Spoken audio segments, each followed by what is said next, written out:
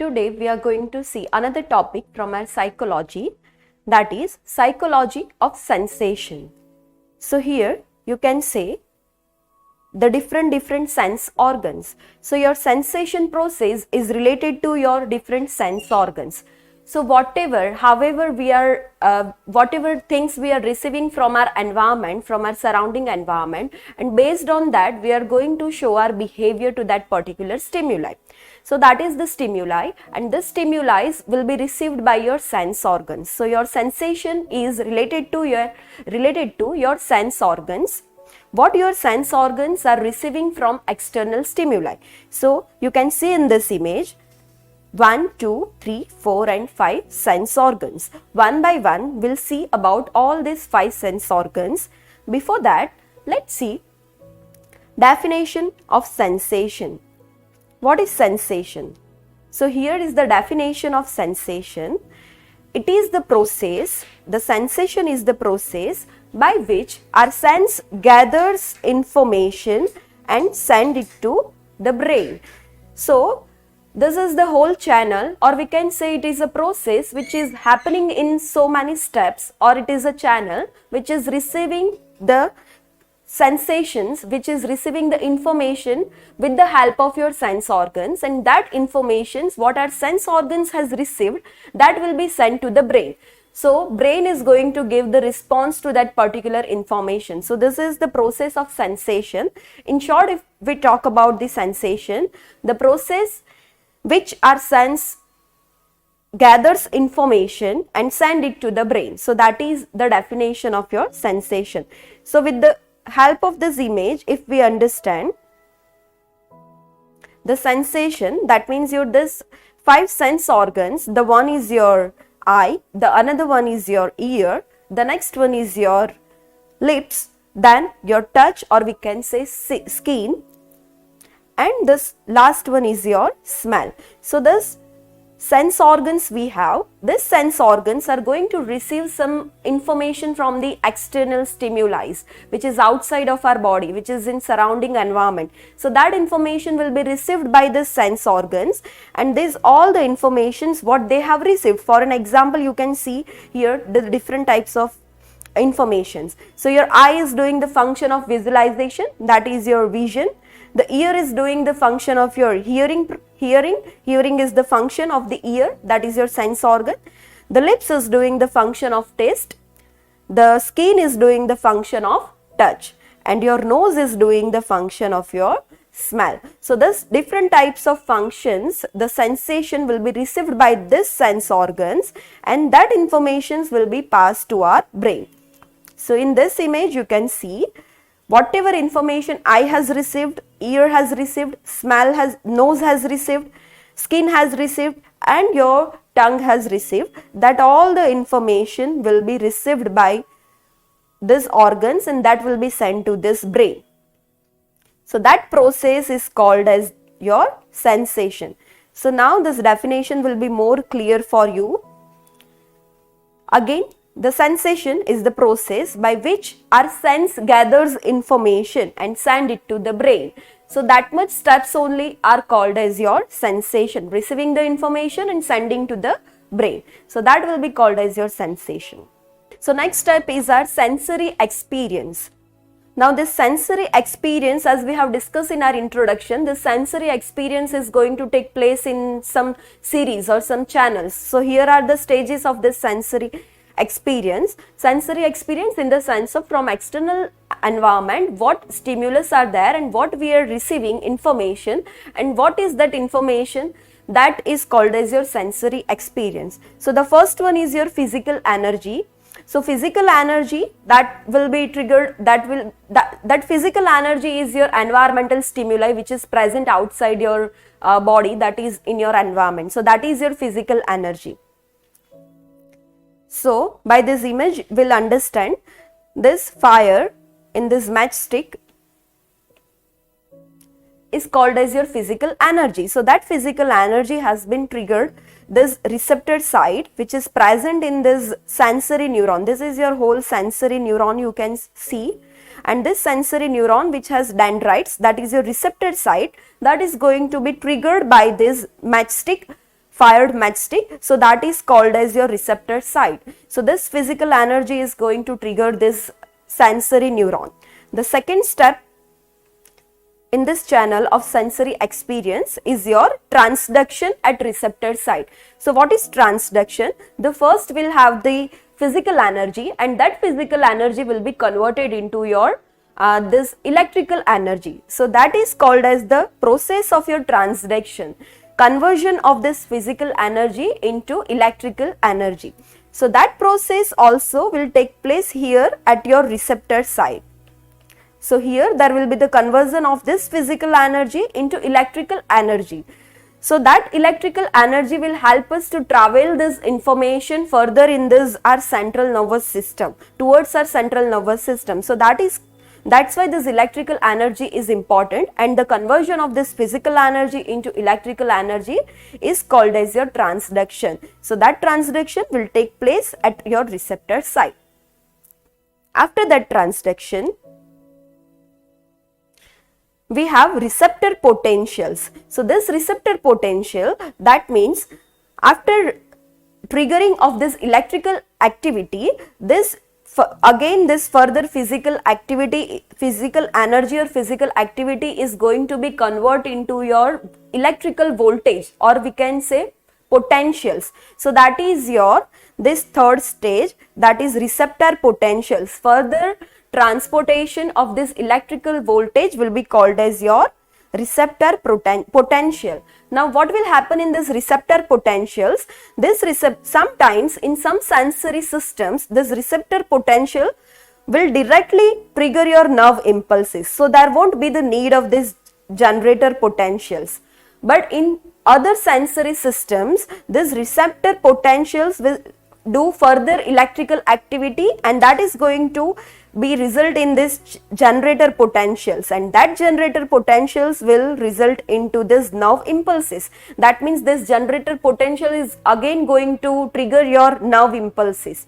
So that will happen in the next stage.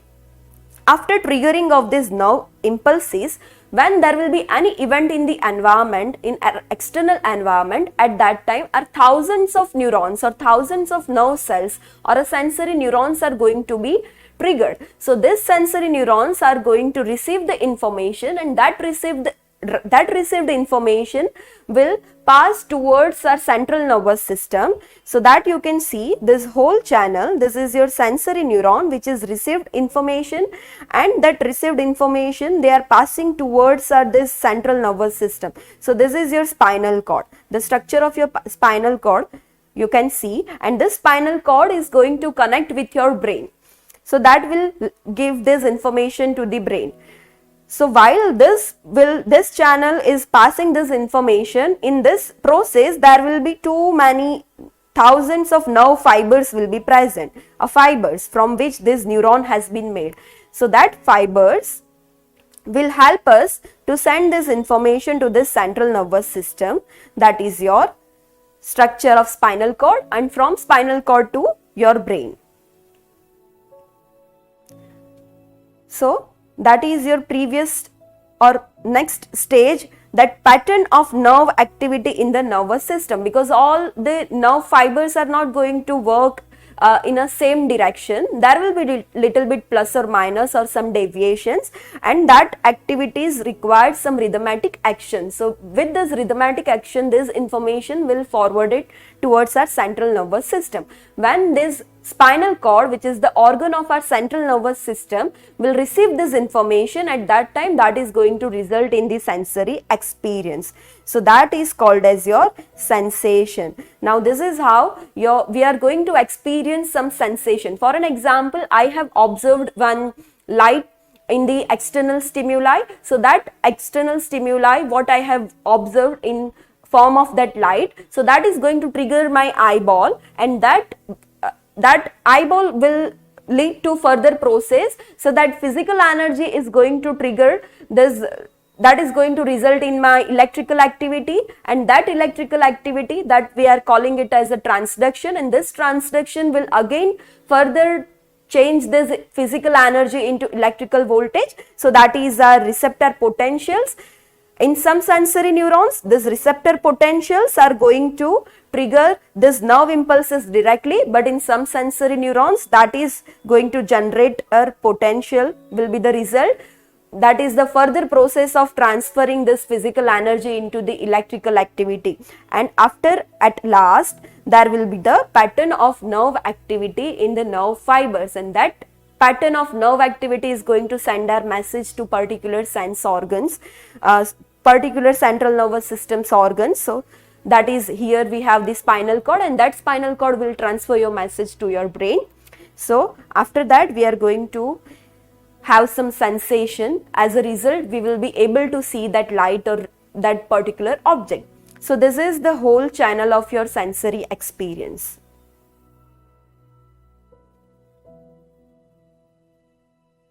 So this is your sensory channel. Here we have the connectory neurons, that is your interneuron, which will again help to transport these signals to further neurons. So that is your motor neuron. So you can see in this image the fire matchstick that was sensed by your dendrites, and that has forwarded this information to central nervous system, and as a result, at last, the muscles over here in your hand was contracted, and because of that contraction of that muscles, this particular individual will take his hand from here, this area, so that they can avoid the further burn. So this is whole process of your sensory experience. Let's see the next thing, that is our characteristics of sensation. Now whatever we are sensing from the external environment, it has some characteristics. So here three types of characteristics our sensation is having. The first one is your intensity, the second one is your absolute threshold, and the third one is your difference threshold. So the first one, that is your intensity. So we can identify from this word itself that intensity, that means the amount, the measurable amount. So this intensity, that might be the low or that might be the high. So if we talk about, if we take the example of this pain, so pain is also one type of sensation which will be sensed by our skin. So this pain is having the intensity that is from low to high. So this is your pain scale, you can see no pain, least, mild, moderate, severe and unbearable pain. So this is your intensity characteristics of your sensation. For an example, if we take example of your light, so in light also we'll have the bright light or we'll have the dim light. So like this we have the intensity of our sensation, whatever things we have sensed from our external stimuli or external environment. So that has intensity like low or high. So that is the example of your intensity, that is your pain, or there might be the another example like we can take the light, dim light or bright light. So that is the intensity of sensation, low or high. The next characteristics of this intensity is your absolute threshold. Now what is this absolute threshold? So you can see this two examples I have taken. The one is this voice, the loud voice or a minimal voice which is required to be sensed, and the light, minimum light which is required to be sensed or which is required to arouse our sensation. So your absolute threshold, so you can see the stimulus with minimum intensity, that means to arouse our sensation, to trigger our receptors of sensory neuron, we need at least a minimum stimulus, minimum stimuli we need. So if there is a minimum stimuli, then and then only our sense organs will be stimulated, and that is going to pass this message towards your central nervous system. So whatever minimum amount of thresholds or whatever minimum amount of stimuli is needed, so that is called as your absolute threshold. So here this minimum voice which is required to be heard, and this minimum light which is required to see any object in environment. So that is minimum intensity we need to sense any objects or any events in our external environment. So that is called as your absolute threshold. Now if we talk about our absolute threshold, that is also having, so here we have taken some examples of your absolute threshold. Let's see. So for an example, for our skin, the minimal stimulus which is required, so here you can see your threshold, that is feeling a bee's wing falling a distance of 1 centimeter on your skin. When this bee's wing will fall on our skin, at that time we are going to sense that stimulus, that is this bee's wing. So this minimal amount of this sense is required. The next is your hearing. So you can see the clock ticking voice we can hear. The minimal clock ticking voice is necessary if we want to have this sensation of this clicking of watch. The next is your sight, that is your eye. So to see something, at least minimum amount of light, that is here we have the stimulus as a candle. So seeing a candle flame 30 miles away on a clear night. So if it is a night time, we can see this candle's light from 30 miles away distance. So that is also minimum things, minimal stimulus which is required to sense anything. Then next example I have taken, that is your smell. So a minimal or a single drop of your perfume which will spread some smell in your room. So that is, and the next is your taste. A less amount of sugar in your water. So that is also going to trigger the sense of the smell or gustatory functions. So that is, so whenever we want to receive or whenever we want to sense something, the minimal amount or minimal intensity is required, and that minimal intensity is called as your absolute threshold. That means it is minimum amount which is required to sense something. If further we talk about this absolute threshold, so it is, here are some another criteria. Based on that, it differs from one to another. So that is your individual differences. For an example, I am hearing this click voice of this watch, then I might hear that, but at the same distance and same voice, some other people can't hear that. So there are some individual differences when we are sensing, because all the sense organs of all the human beings are not working as much as efficiently and in a same manner. So there will be the difference in individual differences. At the same time, if I am hearing this ticking voice of this clock at that time, if I will be very stressed or unrest, tired, at that time also that is going to affect this sensation, that I might be able to hear that ticking voice of clock. So that is the individual differences. If another thing we talk about the surrounding environment. For an example, the clock voice is there, the ticking clock voice is there, but at the same time in surrounding environment other noises are also there. So it won't be able for me to receive that sensation, to receive that voice of that ticking clock. So that is, surrounding environment also matters. At the same time, your physical conditions. Sometimes our physical conditions will be like that. For an example, if we have any illness, the minimal amount of intensity will also irritate us. For an example, I have any illness, and if there will be the little bit wrinkle on my bed sheet, that is going to irritate me, or a little bit dim light will be there in my room area, that is also going to irritate me. So sometimes physical conditions also affects our absolute threshold. In these conditions, the intensity of that absolute threshold might be dim or might be high, and because of that intensity, a dim intensity also can irritate us. So that is our absolute threshold. After that, another characteristics we have, that is our difference threshold. That means to differentiate one object or one stimuli from another one, we need a magnitude of difference. So for an example, you can see in this image a minor or a capacity of magnitude to differentiate something is there. So you can see these two cans of Coca-Cola.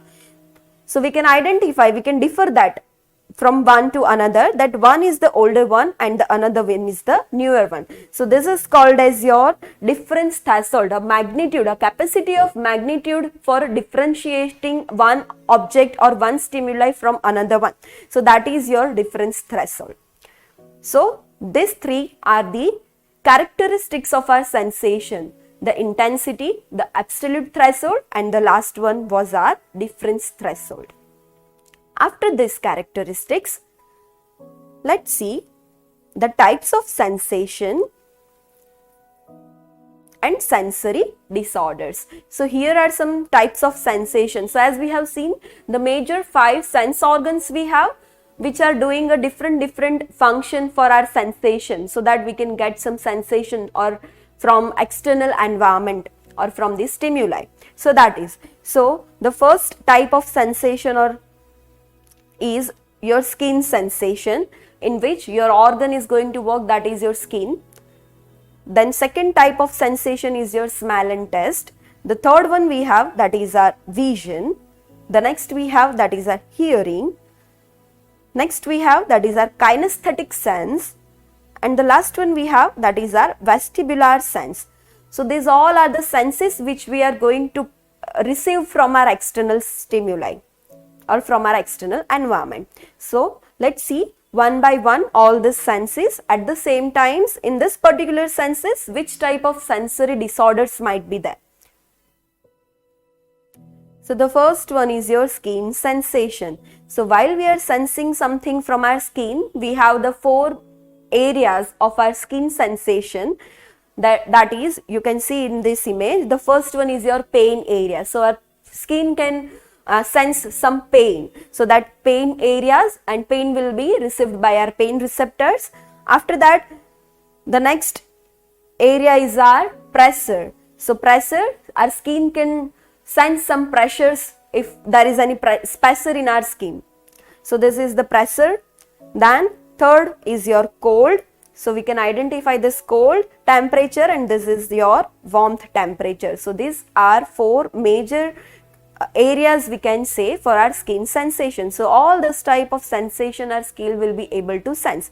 So for this, all the functions to feel all these 4 areas, whether it is pain, whether it is pressure, whether it is cold, whether it is warmth, we have a different receptors in our skins. Pain receptors, thermoregulatory receptors, that is our temperature receptors. So pressure receptors we have, and in our whole body, in different areas, we have a different number of pain receptors. So based on that, a sensitivity is decided. So for an example, in which area we have the more pain receptors, will feel a more pain. For an example, the back of our palm is having the more thermoregulatory receptors. Thermal receptors are more in that areas, the back of the palm. So this little bit warmth temperature will be felt by this back of your palm. So that is, so we have a different receptors in our skins in all over our body. So that is your skin sensation.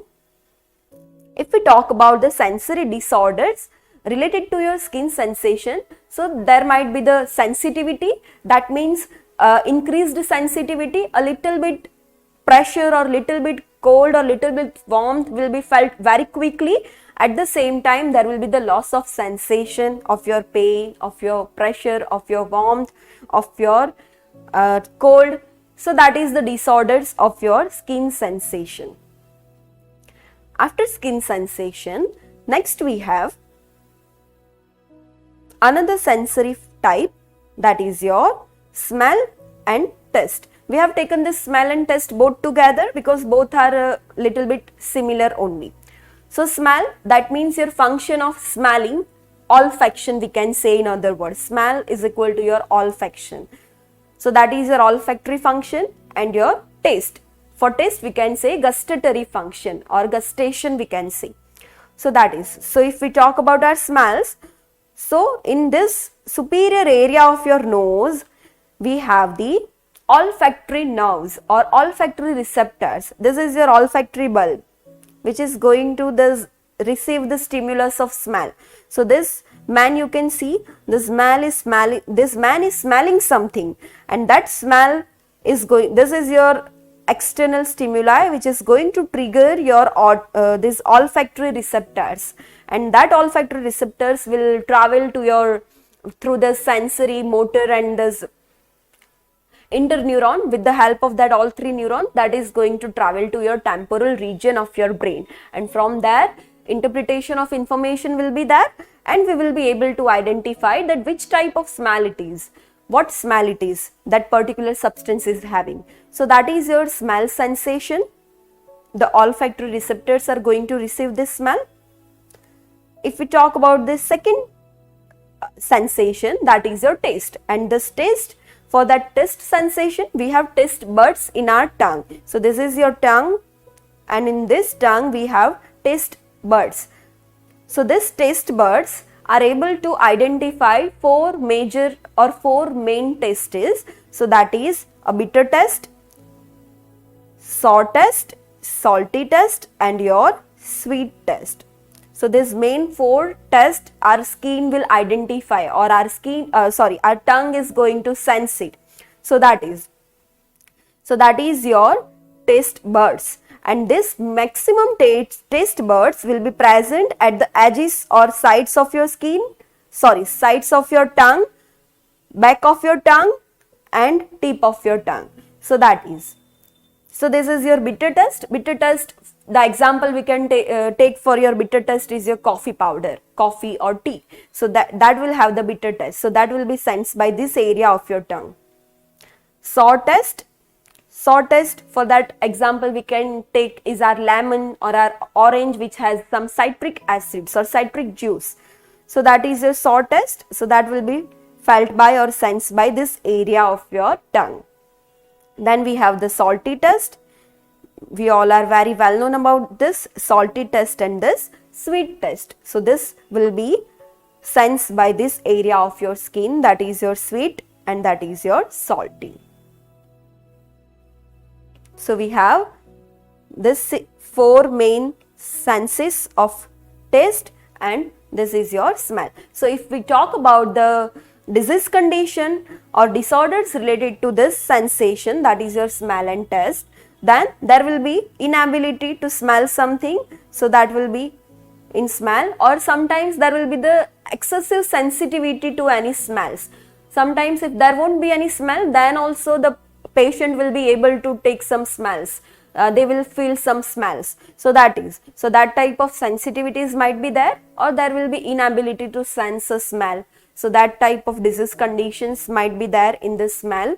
At the same time in taste, sometimes our taste buds will be more activated. So we can see in children there will be the taste buds which is more triggered or more activated. So they will be easily able to sense all the tastes. At the same time, if we talk about geriatric patient or old aged patient, with the progressive age, with the gradually increased age, this taste buds also will function very slowly, or impaired functions will be there in this taste buds. So that might be the problem in old aged patients also. So that type of disorders or abnormalities are there related to your smells and taste. Then next we have the another sensation, that is our vision. So this vision function or visualization will be done by our eyes. So in our eyes, the structure we have for this region, that is our retina. And this structure of your retina, you can see this is your retina, and this retina is having your rod cells and your cone cells. So cone cells, why it is cone cells? Because the shape of that cells are like a cone shape, and the rod cells are looking like a rod. So that's why it is called as rod cells and cone cells. So the cells of this retina, the first, that is your rod cells, so they will be able to only sense the light and dark. So mainly for the vision in night time or in darkness, our rod cells will be triggered, and that will help us to see in darkness during night time. For vision, that rod cells are going to help us. At the same time, these cone cells are cells which will help us to see for the vision in morning as well as in night. So that means light and darkness. At the same time, colors also we will be able to see. So that is the difference between this cone cells and rod cells. In rod cells, we will be able to sense some light and dark only. At the same time, in cone cells, with light and dark and also the colors we will be able to sense. So that is your visions, and this retina will directly attach here with this optic nerves, and this optic nerves will go to your back of your brain. So that is your occipital region, and that occipital region is going to help us to interpret the information whatever we have visualized with the help of this retina or with the help of this eye.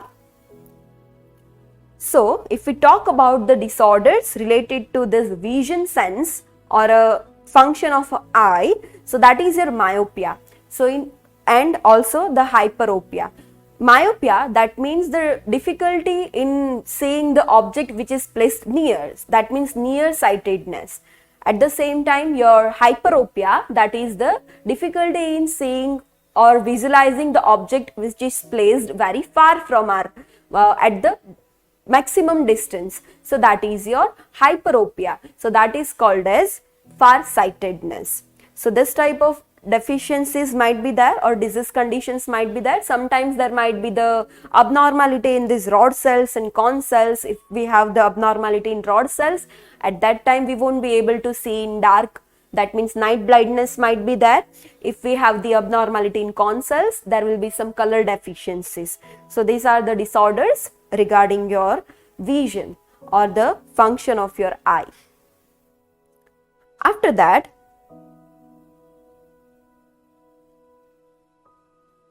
the next sensation we have, that is our hearing, or we can say auditory function. So this auditory function will be carried out by your ears. So for that auditory functions we have our ears. So this is the structure of your ear. The external ear we have and the internal ear also we have. So what will happen, this hearing sensation, the sounds wave from the external environment will travel into your ear. From the external ear, it is going to travel into your inner ear, and the sound wave is going to trigger your tympanic membrane, what we can call it as our eardrum. So that eardrum will be triggered, and this eardrum further it is going to trigger our ear ossicles, that is our malleus, incus and stapes. So here we have the oval window. So that oval window will be triggered, and this oval window, from that further this sound wave will be, this eardrum, the triggering of this eardrum, that is going to send, here we'll have the fluid in the ear, and that will help to bring this sound wave further in our nervous system. So that is the function of our hearing, and with this area of your inner ear, we will be able to identify the voice, the audible voice, what we have experienced in outside environment. So that is your function of hearing. If we talk about the deficiency or disorders in this hearing sensation, so that is our deafness. So there might be the varieties of deafness, whether that is excessive deafness or mild deafness or moderate deafness might be there. So variety of deafness disorders might be there in hearing. Sometimes there will be the ringing sounds or roaring sounds might be there in your ears. So that is your hearing abnormalities. After that hearing, the next we have, that is our kinestic sense. So that kinesthetic sense is related to your movement. So however we are able to maintain our postures, we are able to smoothly do any activities, any motions in our body, so that is related to your kinesthetic sense. So this kinesthetic sense help us to maintain our postures, to maintain our gait, to maintain our movement and coordination. So you can see in this image. So these all the movements will be carried out by your kinesthetic sense, whether it is playing, whether it is standing, whether it is walking, sitting, all these movements will be carried out by your kinesthetic sense. So if there will be abnormality in this kinesthetic sense, there might be the incoordination of movement. We won't be able to maintain the movement properly. While we are walking, there will be the gait disturbance, so that incoordinations might be there. So that is your kinesthetic sense. After that, the next sense we have, that is your vestibular sense. This vestibular sense will also be carried out its function by the help of your inner ear. So that is your vestibular sense. So this vestibular sense mainly help us to maintain our balance. So you can see this kid is maintaining the balance on the floor. So to maintain the balance, we need this vestibular sense, and that will be dealt by your inner ear. If we have any disease condition or any abnormality in this vestibular senses, if we have any deformities of our ear, at that time there might be the vertigo, there might be the nausea, there might be the vomiting, dizziness might be there. We won't be able to maintain our equilibrium on standing on some floor. So that type of problems will be there. So that is your vestibular senses. The next we have, so that all the things, 5 sensations different we have completed. What we have seen, your eye, your vision will be carried out by your eye, then we have seen your ear, then this vestibular, kinesthetic, and all your sensation we have completed. Then next we have some sensory abnormalities. So here we have some sensory abnormalities when our sense organs are not working properly, or if we have any deformities in our sense organs like your tongue, like your this nose, like your eyes, in ear, if we have any abnormalities, any deformities, at that time there might be the sensory abnormalities. So the first sensory abnormality is your anesthesia. Anesthesia, that means there will be loss or absence of sensitivity. That means all the sensitivity will be lost. We won't be able to sense something in that particular areas. For an example, if I have anesthesia in my tongue, I won't be able to taste anything with the help of my taste buds. So that is your anesthesia. If we have the abnormality or anesthesia in our skin, I won't be able to feel this cold or pressure or pain or warmth sensation. So that is your anesthesia. In that, total loss or absence of sensitivity will be there. Exact opposite of this anesthesia, we have the hyperanesthesia. If hyperanesthesia is there, the excessive response to that particular stimuli, that means excessive sensitivity will be there.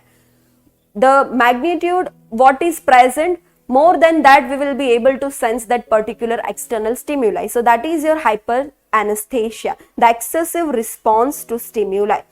A little bit dim light will be there, so that is also going to be irritated for us. So that is your hyperanesthesia.